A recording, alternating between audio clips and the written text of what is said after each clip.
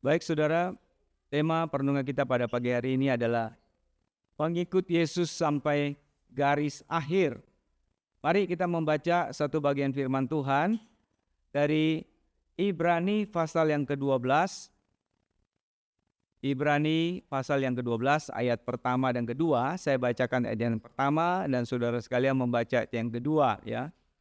Ibrani 12 ayat 1 dan 2 demikian bunyinya. Karena kita mempunyai banyak saksi bagaikan awan yang mengelilingi kita, marilah kita menanggalkan semua beban dan dosa yang begitu merintangi kita, dan berlomba dengan tekun dalam perlombaan yang diwajibkan bagi kita.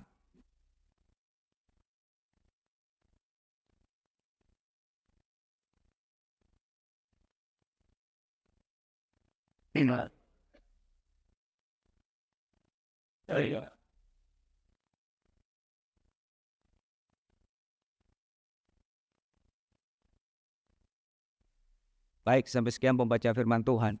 Saudara, kita baru saja memasuki tahun 2026, hari ini adalah hari ke-11 ya. Kita bersyukur atas anugerah Tuhan bahwa Tuhan sudah menyertai kita di tahun yang lalu, tahun 2025, dan kita segera kemudian akan menghadapi tahun yang baru ini. Nah saudara, tentu saja ada banyak hal yang kita pikirkan memasuki masa depan, bukan ya, tahun yang baru ini. Ada kekhawatiran, ada harapan.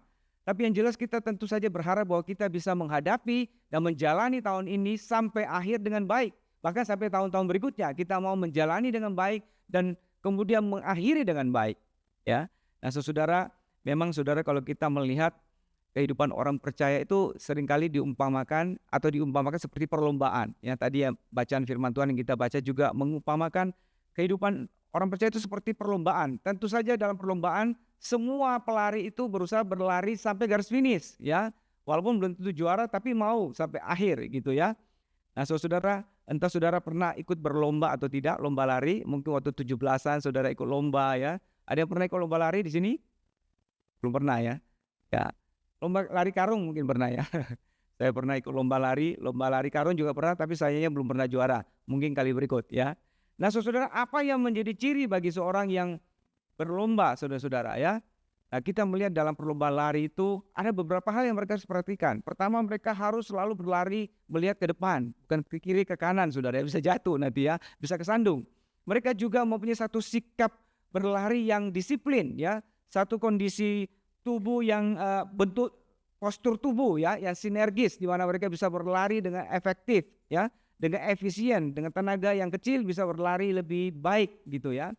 Nah, saudara, mereka juga dilengkapi dengan perlengkapan tertentu. Ada sepatu yang memudahkan mereka berlari dengan baik, pakaian yang ringkas ya, sehingga mereka tidak terganggu dengan gerakan pakaian mereka bisa berlari dengan baik. Nah, saudara, sebenarnya kehidupan kita sebagai orang percaya yang juga dipanggil untuk berlomba ya, bukan berlomba lari, tapi berlomba adalah iman, ada kemiripan dengan orang yang berlomba lari, saudara ya. Ya, yang pasti juga dibutuhkan persiapan dan kesiapan hati ya. Ada tujuan, ada sikap tertentu yang harus dimiliki seorang pelomba atau seorang yang berlomba dalam iman supaya dia bisa berlomba dengan baik. Nah, ini adalah hal-hal umum yang seharusnya sama, saudara ya. Tapi kita melihat ada perbedaan ya. Ada perbedaan antara perlombaan lari dengan perlombaan iman.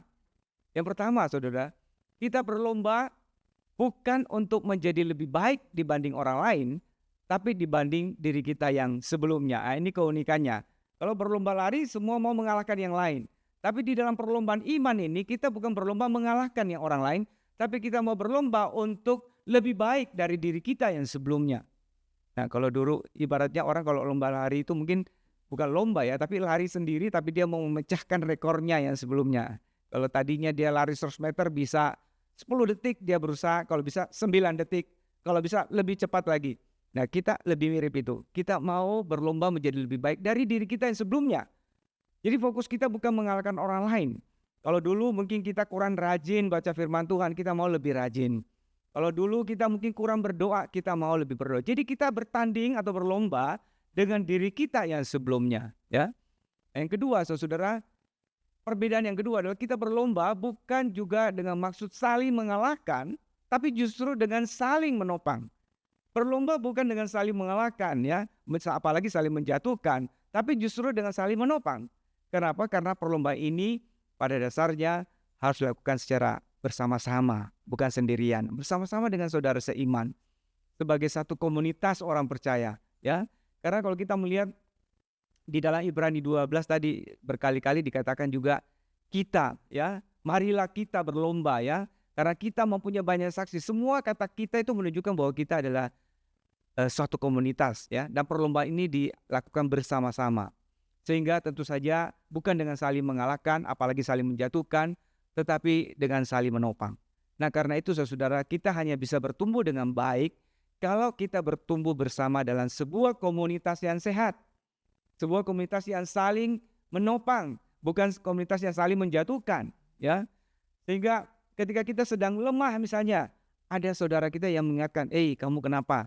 Kok jadi sepertinya malas-malasan terakhir ini gitu ya. Kita diingatkan saudara ya. Atau mungkin kita sedang salah jalan, ada saudara seiman yang menegur kita, kamu sedang jalan di jalan yang berbahaya, kamu sudah menjauhi Tuhan atau melanggar firman Tuhan.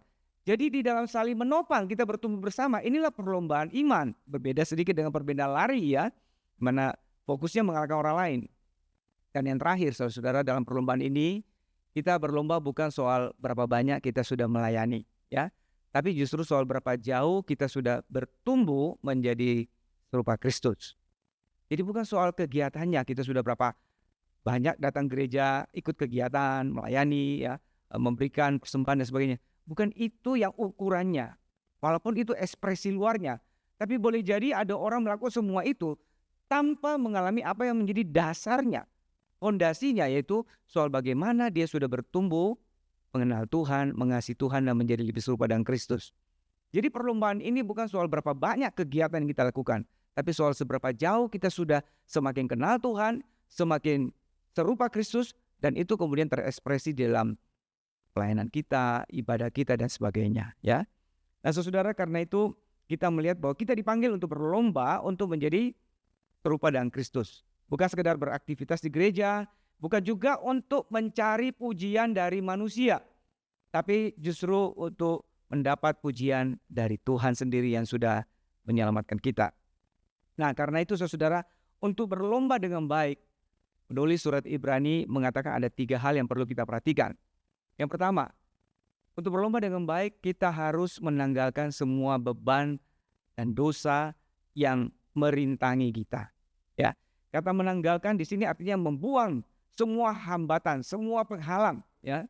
Nah, saudara bisa lihat ya, kalau para atlet berlomba itu ya, lomba lari misalnya, tidak ada orang pakai jas bukan ikut lomba lari ya, dan tidak ada orang bawa beban ransel untuk lomba lari, walaupun dia haus dia nggak bawa aqua juga.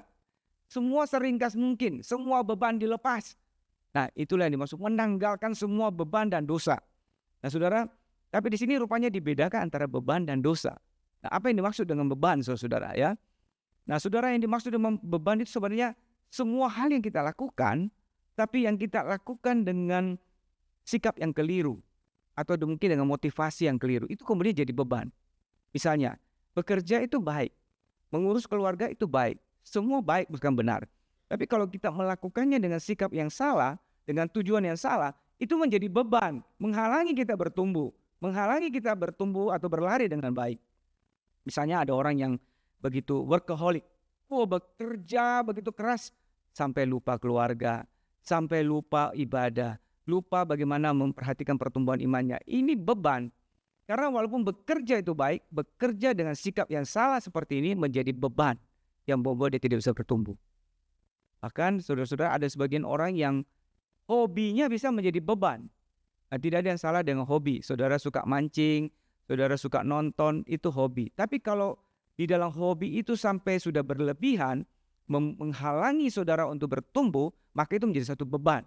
Ya, ada orang saking hobinya mancing, teman-temannya sukanya mancing hari Minggu, maka hari Minggu dia sebulan sekali atau sebulan 2 kali bolos ibadah. Nah, ini sudah kemudian menjadi satu beban yang menghalangi dia bertumbuh. Ya, bahkan kemudian ada orang yang begitu hobi main kartu ya.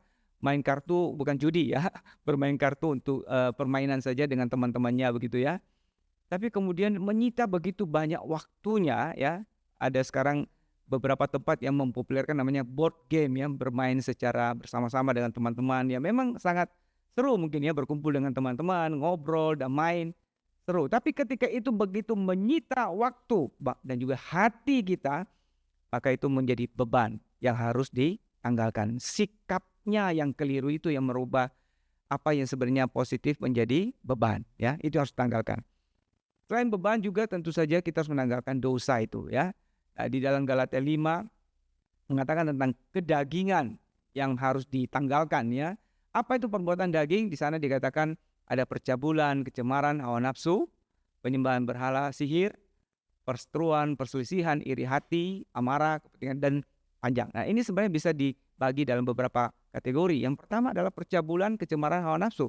Ini bicara tentang dosa atau penyimpangan dari kebenaran ya, berkaitan dengan relasi dengan lawan jenis. Ya, percabulan, kecemaran, hawa nafsu itu adalah penyimpangan dari rencana Allah, dari kebenaran dan bagaimana kita berelasi dengan lawan jenis. Lalu kemudian penyembahan berhala, sihir, ini juga penyimpangan dari rencana Tuhan, kebenaran Tuhan tentang bagaimana kita harus menyembah Tuhan. Harusnya menyembah Tuhan malah jadi menyembah yang lain, malah percaya tahyul, malah percaya sihir. Ini semua berkaitan dengan relasi kita dengan Tuhan ya. Lalu kemudian perseteruan, perselisihan, iri hati, amarah, kepentingan diri, percideraan, roh pemecah, dan kedengkian. Ini merupakan penyimpangan terhadap relasi kita dengan sesama yang harusnya adalah relasi yang penuh dengan persahabatan, saling mengampuni, tapi ini ada dendam, ada kedengkian dan seterusnya ya. Dan kemudian yang terakhir, kemabukan, pesta pora, ini juga merupakan satu penyimpangan terhadap relasi kita atau bagaimana kita berinteraksi dengan zat-zat tertentu atau bahan-bahan tertentu ya. Ada orang mabuk dengan alkohol, ada orang pesta pora dengan makan yang berlebihan atau mungkin narkoba. Ini semua dengan penyalahgunaan bahan makanan atau substance abuse kalau kita pakai bahasa Inggrisnya ya. Penyimpangan atau penyalahgunaan dari materi yang ada di sekitar kita ya. Nah, saudara, ini adalah dosa ketika terjadi penyimpangan dari apa yang Tuhan rencanakan. Relasi dengan lawan jenis itu adalah rencana Tuhan, tapi ketika terjadi penyimpangan, dia menjadi dosa. Begitu juga dengan relasi dengan sesama, di dalam bagaimana kita menyembah Tuhan dan juga bagaimana kita menggunakan ya bahan-bahan yang ada di sekitar kita, baik makanan maupun lainnya. Nah, saudara, karena itu kita perlu melepaskan dosa itu. Jangan sampai penyimpangan-penyimpangan itu kemudian menghambat kita untuk bertumbuh. Salah satu yang saya ingin katakan adalah bagaimana dalam membangun relasi dengan sesama, ya, apalagi dalam komunitas orang percaya. Di sini dikatakan bahwa roh pemecah, roh atau sikap memecah belah yang bergosip itu bisa menghalangi pertumbuhan. Bukan saja menghalangi pertumbuhan jemaat karena saling memecah belah, saling bertikai, tapi juga sebenarnya menghambat pertumbuhan iman pribadi kita. Ketika hati kita dipenuhi dengan satu kedengkian, perseteruan dengan saudara seiman, bagaimana kita bisa bertumbuh? Kalau kita datang ke gereja, bukankah harusnya kita datang dengan damai sejahtera, ya? Nah, karena itu kita perlu membereskan hal itu, menanggalkan hal itu. Dengan apa? Ya, tentu saja pertama-tama dengan mengakui bahwa kita bersalah. Kita bersikap yang salah. Mengakui kesalahan kita adalah langkah pertama. Lalu kemudian kita mohon Tuhan, saya salah, saya mohon Tuhan mengampuni. Kalau kita sepertinya belum sanggup untuk mengampuni orang lain yang bersalah kepada kita, atau belum sanggup bersikap baik mengasihi orang yang tadinya kita berseteru, maka kita perlu minta pertolongan Tuhan, kekuatan dari Tuhan, ya. Karena itu yang akan menolong kita untuk menghadapinya atau membereskan, menanggalkan dosa itu. Nah, saudara, yang kedua, kita melihat untuk bisa berlomba dengan baik, kita juga harus berlomba dengan tekun. Dengan tekun itu artinya dengan setia, dengan terus-menerus, ya. Nah, saudara, kita tidak boleh ya berlomba ya dengan berpikir yang penting saya sudah berlomba, selesai nggak selesai bukan masalah. Nggak ada orang ikut perlombaan dengan sikap seperti itu, saudara. Itu sangat tidak bertanggung jawab, ya. Seorang pelari ketika mendaftarkan diri untuk ikut berlomba, tentu dia berpikir bukan sekedar yang penting saya sudah daftar, tapi bagaimana dia ikut berlari sampai selesai. Itu adalah sikap seorang pelari. Begitu juga dengan ketika kita berlomba dalam iman, kita jangan berpikir yang penting saya sudah selamat, beres. Enggak, saudara ya. Tapi setelah kita selamat bagaimana? Kita juga dipanggil untuk terus bertumbuh di dalam anugerah Tuhan. Nah, kita ingat bahwa di dalam kekristenan ada yang namanya justification, ya. Kita dibenarkan oleh iman. Ini adalah karya Tuhan bagi kita. Tapi setelah kita dibenarkan, diselamatkan, maka yang berikutnya adalah sanctification. Kita perlu dikuduskan, ya, dibentuk oleh Tuhan. Dan ini adalah bagian kita untuk terus berlomba untuk menjadi lebih serupa dengan Kristus. Tidak bisa kita berkata, oh yang penting saya sudah selamat maka selesai, saya tidak mau tahu yang lain. Tidak. Ini merupakan satu kesatuan. Bagaimana kita sudah diselamatkan dan kemudian kita perlu dikuduskan, ini adalah rencana Tuhan yang seutuhnya, yang tidak bisa dipisah-pisahkan. Kalau seseorang yang sudah diselamatkan, maka dia pasti mau bertumbuh menjadi serupa Kristus. Kalau seorang yang tidak mau bertumbuh menjadi serupa Kristus, mungkin dia harus bertanya kepada dirinya, sungguhkah dia sudah percaya dan diselamatkan? Nah, karena itu saudara-saudara, sama seperti seorang yang berlomba lari, dia mau berlomba sampai akhir. Demikian juga kita perlu berlomba dengan baik untuk bertumbuh di dalam iman kita. Ya, pertama-tama tentu saja berkaitan dengan pertumbuhan rohani kita secara pribadi. Kita perlu memperhatikan apakah kita sudah menggunakan kesempatan yang baik untuk membangun disiplin rohani yang baik. Ya, dengan membaca firman Tuhan, dengan berdoa sebagai sarana pertumbuhan iman kita. Karena firman Tuhan adalah sarana di mana ketika kita membaca dan merenungkannya, kita menjadi tahu apa yang benar, apa yang berkenan kepada Tuhan. Kita diberi hikmat untuk mengetahui kehendak Tuhan. Melalui berdoa kita juga diberi satu sarana oleh Tuhan untuk mendapat kekuatan di dalam kehidupan kita. Sehingga setiap pergumulan yang kita hadapi, kita tidak menghadapinya sendiri. Tapi ada kekuatan Tuhan yang menyertai kita. Nah, saudara-saudara, kita melihat bahwa ketika kita berlomba dengan tekun, kita terus bertumbuh dalam Tuhan, di dalam membaca firman Tuhan, di dalam berdoa, yang diberi atau yang menerima manfaatnya bukan orang lain. Ini juga bukan demi kebaikan Tuhan atau demi supaya Tuhan suka, tapi sebenarnya itu memberi manfaat pertama-tama kepada kita. Karena seperti saya katakan tadi, ketika kita tekun membaca firman, kita diberi hikmat, kita menjadi lebih pandai, ya. Nah, saudara, firman Tuhan berkata di dalam kitab Daniel, bagaimana Daniel dikatakan 10 kali lebih pandai dari orang-orang sejamannya. Dari mana kepandaian itu? Karunia Tuhan. Karena dia merenungkan firman Tuhan. Jadi orang yang merenungkan firman Tuhan justru yang mendapat manfaat pertama, bahwa dia diberi hikmat oleh Tuhan. Tentu saja tujuan kita bukan supaya menjadi lebih pandai. Tujuan kita adalah untuk menyenangkan Tuhan, untuk menjadi serupa Kristus. Tapi manfaat pertama justru bagi kita. Begitu juga ketika kita berdoa. Manfaat pertama adalah kita mendapat kekuatan di tengah pergumulan hidup kita, di tengah kesulitan yang kita hadapi. Justru kita yang pertama-tama mendapat manfaat dari doa itu. Nah, yang terakhir saudara, untuk berlomba dengan baik, kita harus fokus kepada Tuhan Yesus, ya. Nah, di dalam ayat yang kedua di sana dikatakan, marilah kita melakukannya dengan mata yang tertuju kepada Yesus. Ya, jadi kita bisa berlomba dengan baik kalau kita fokus kepada Yesus. Kenapa saudara kita harus fokus pada Yesus? Oke. Apakah ada handphone yang masih menyala?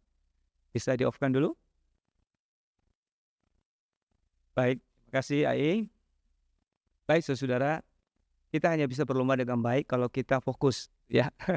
Ya sama seperti tadi, kalau ada handphone kita sulit fokus, ya. Nah, kita harus fokus pada Yesus. Karena apa? Karena dia adalah sumber motivasi dan tujuan kita berlomba. Nah, saudara, sama seperti orang yang melakukan perlombaan lari, saudara, ya. Mereka itu selalu menunjukkan mata mereka kepada siapa? Kepada garis finish. Itu yang jadi tujuan mereka.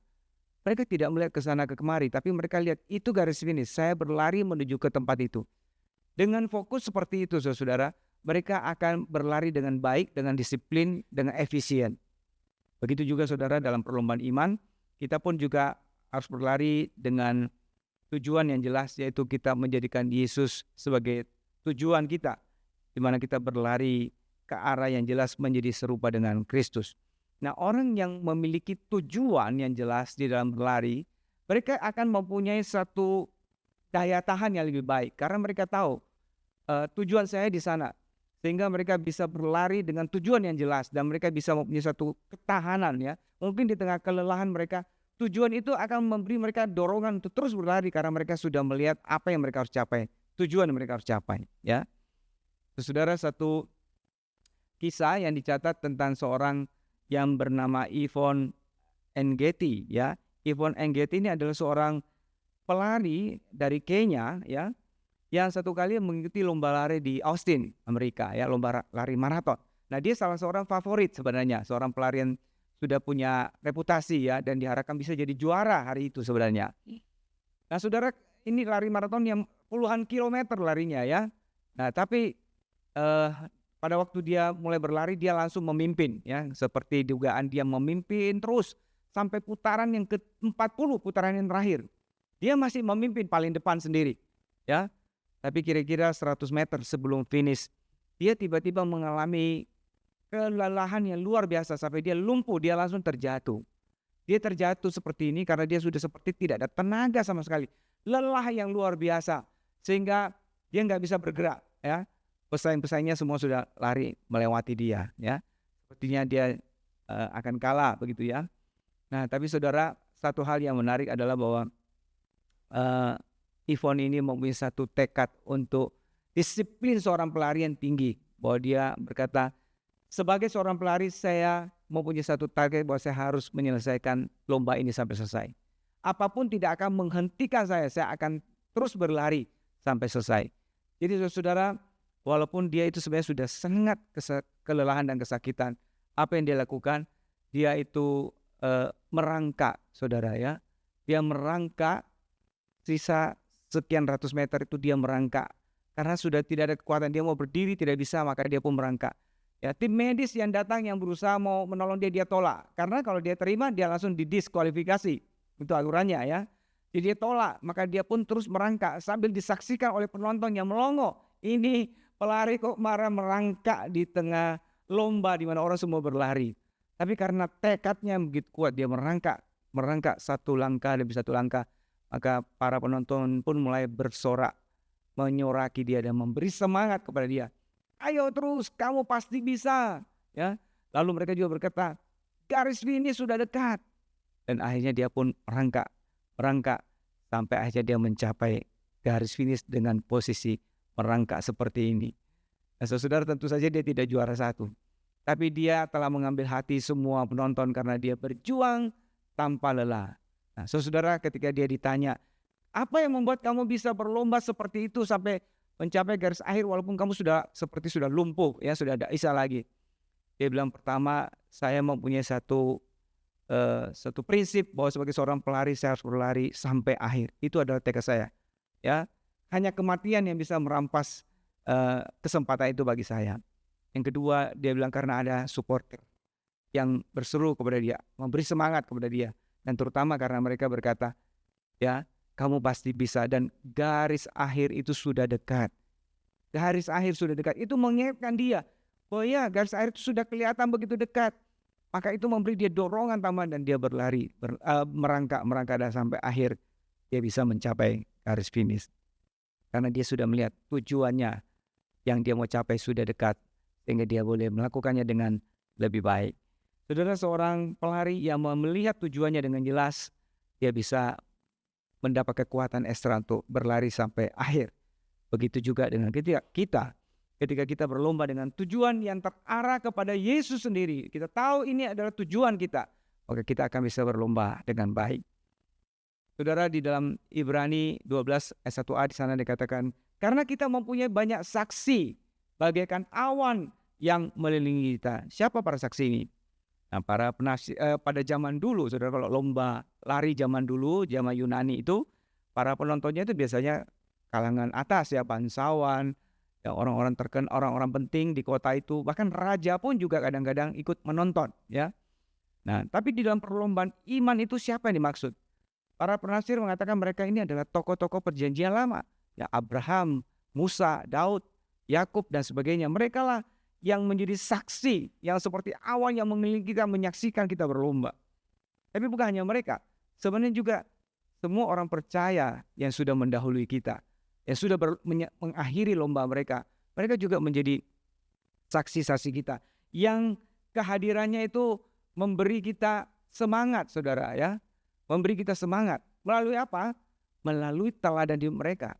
Nah, saudara, saya percaya bahwa setiap kita pasti pernah mengenal atau pernah berinteraksi dengan orang-orang yang sudah menjadi berkat rohani bagi kita, yang membangun iman kita. Entahkah mereka yang membawa Injil itu kepada kita, atau kemudian membangun iman kita. Boleh jadi itu orang tua kita, guru sekolah kita, teman dekat kita yang sudah membawa kita kenal Tuhan, dan kemudian menolong iman kita bertumbuh. Nah, saudara, mungkin di antara mereka sudah ada yang mendahului kita, ya, sudah bersama dengan Tuhan. Mereka itulah juga para saksi yang memberi kita semangat ketika kita mengingat teladan mereka, ketika kita mengingat kehidupan kesaksian hidup mereka, kita diberi semangat. Ya, kalau saya ingat dulu pendeta saya, gembala sidang saya itu sangat dikenal seorang yang tekun berdoa, ya, tekun berdoa, dan banyak orang yang mengatakan bahwa doanya itu seringkali dijawab, gitu ya. Nah, itu memang memberi satu motivasi kepada saya juga untuk berdoa, karena saya mengingat bagaimana dia sungguh-sungguh berdoa, ya. Dan dia juga, atau gembala sidang saya ini juga terkenal karena dia sering suka berkeliling memberitakan Injil. Tentu saja hal ini semangat dia juga kemudian mengingatkan saya, memberi saya semangat untuk juga harus memberitakan Injil. Saudara, setiap kita punya orang-orang dekat seperti itu yang sudah memberi pengaruh dalam kehidupan kita. Yang ketika kita melihat hidup mereka, mengingat hidup mereka, kita diberi kekuatan kembali, kita diberi dorongan kembali untuk bisa berlari lebih baik dan berlari terus di dalam perlombaan iman ini. Saudara, para saksi itu bukan hanya memberi kita semangat melalui teladan hidup mereka, tetapi mereka juga memberi kita semangat dengan menyaksikan kesetiaan Allah dalam hidup mereka yang tidak sempurna. Abraham, Yakub, Daud, mereka adalah tokoh-tokoh iman, ya. Tapi mereka juga bukan orang yang hidupnya sempurna. Mereka pernah gagal, mereka pernah jatuh dalam kesalahan dan dosa. Tapi kita melihat bagaimana Tuhan berbelas kasihan kepada mereka, sehingga Tuhan masih memberi mereka kesempatan yang kedua, kesempatan yang ketiga, memulihkan hidup mereka dan memberi mereka kesempatan untuk terus berlomba, terus berlari. Saudara, kasih setia Tuhan inilah yang nyata di dalam kehidupan mereka, yang kemudian mengingatkan kita bahwa ada kasih setia Tuhan yang sama yang menyertai kita di dalam perlombaan lari yang kita sedang jalani ini, perlombaan iman yang sedang kita jalani ini. Sehingga ketika kita berlomba, mungkin pada waktu kita begitu lelah, pada waktu kita merasa sudah begitu capek, kita ingat bahwa ada kasih setia Tuhan yang menopang dan menyertai kita. Bahkan ketika kita gagal pun, pada waktu kita mungkin jatuh di dalam kesalahan, kita tidak terpuruk dan kemudian terhilang, tapi kita bisa bangkit kembali karena kita tahu ada kasih setia Tuhan yang sudah dinyatakan dalam kehidupan Daud, kehidupan Abraham, juga ada menyertai kita yang sedang berlomba di dalam Tuhan saat ini. Nah, itulah yang memberi kita dorongan, semangat, tujuan yang jelas, motivasi karena anugerah Tuhan, kasih setia Tuhan yang menyertai kita sehingga kita terus mau berlomba. Nah, saudara, biarlah ketika kita sudah mengalami anugerah Tuhan itu, ya, maka kita pun juga terus berlomba sampai akhir bersama dengan Yesus. Pada saat itulah kemudian kita menerima mahkota kemuliaan dari Tuhan. Amin. Mari kita berdoa. Bapa di surga, kami datang padamu, kami bersyukur Tuhan untuk kasih setia Tuhan, anugerah Tuhan dalam kehidupan kami, sehingga kami boleh mengalami keselamatan di dalam Tuhan, dan Tuhan juga yang memberi kami kesempatan untuk boleh bertumbuh, berlomba untuk menjadi lebih serupa dengan Kristus. Terima kasih Tuhan karena Engkau tidak membiarkan kami sendiri berlari, berlomba, tapi Engkau bersama dengan kami, kasih setiamu menyertai kami, dan Engkau menopang kami dengan kekuatan-Mu. Terima kasih Tuhan, berkati setiap kami dan berkati firman-Mu di dalam kehidupan kami. Dalam nama Tuhan Yesus kami berdoa. Amin.